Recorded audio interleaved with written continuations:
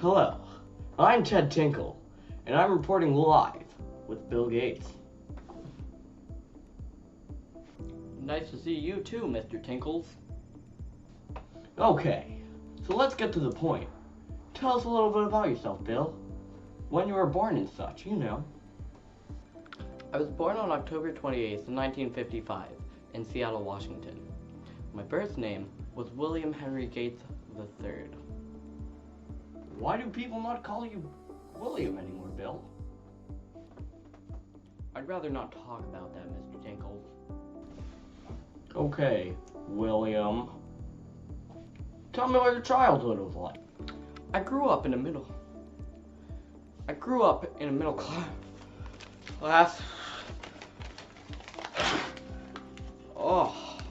Slap me in the face and call me Sally, Bill. Did you just sneeze into $100? You know it. What enables you to sneeze into $100 like that? I'm Ted Tinkle. Well, I'll tell you.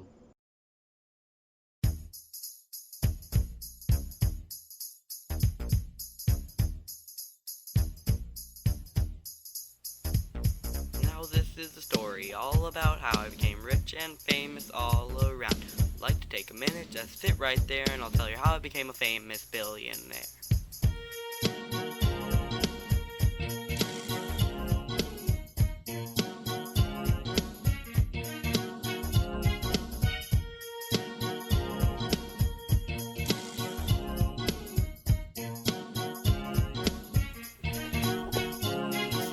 Washington, born and raised in the computer labs where I spend most of my days. Chilling out, maxing, relaxing, all cool, computing with Paul Allen inside Lakes at school. When college came around and I needed to do good, looking for students in my neighborhood. I got accepted into Harvard and Paul Allen got scared and said, "You're moving to work with me at MIT." I worked with him day after day, and then packed up our suitcases and went on our way. He gave me a name and he gave me a job. I put it on my computer and said I might as well program it. First class, yo, this was great, drinking orange juice out of a champagne glass. Is this what billionaires are living like? This might be alright. But wait to hear the prissy booze, wine, and all that. Is this the type of place that they just send this billionaire? I don't think so. I'll see you when I get there. I hope they're prepared for the biggest billionaire.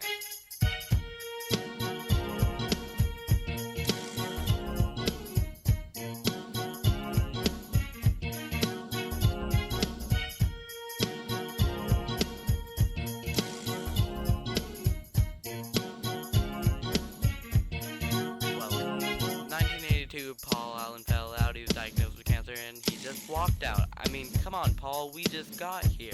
Sprang with quickness like lightning disappeared. Put my stock up on the market, and within that year, it was super fresh and a small price in the mirror. If anything, I could say this stock was rare, but I thought, man, forget it, I'm a billionaire.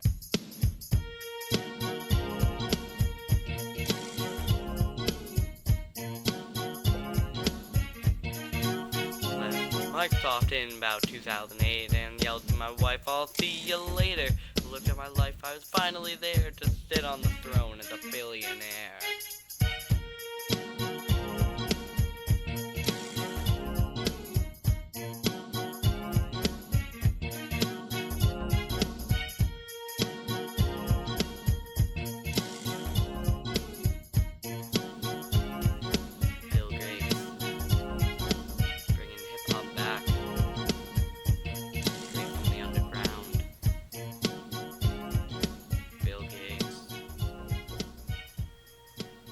Check out my mixtape on SoundCloud.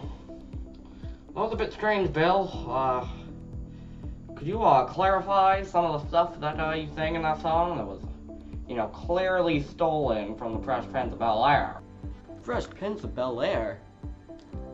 I don't recall. Whatever, Mr. Gates. So, in your song, you said you left Harvard.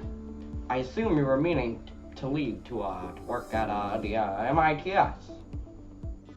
Yeah, Harvard is great, but I wanted a chance to move on with my life, and Paul Allen really gave me the chance to do so. Well, what about starting Microsoft?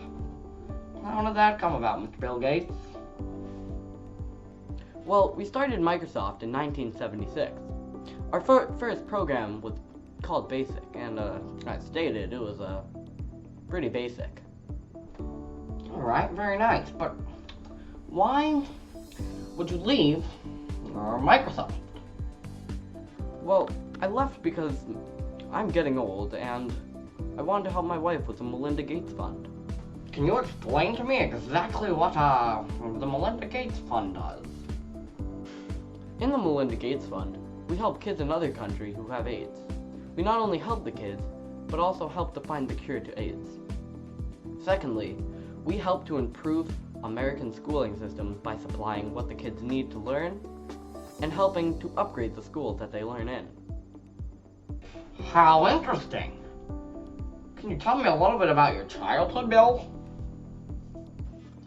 I grew up in a middle-class family of 5.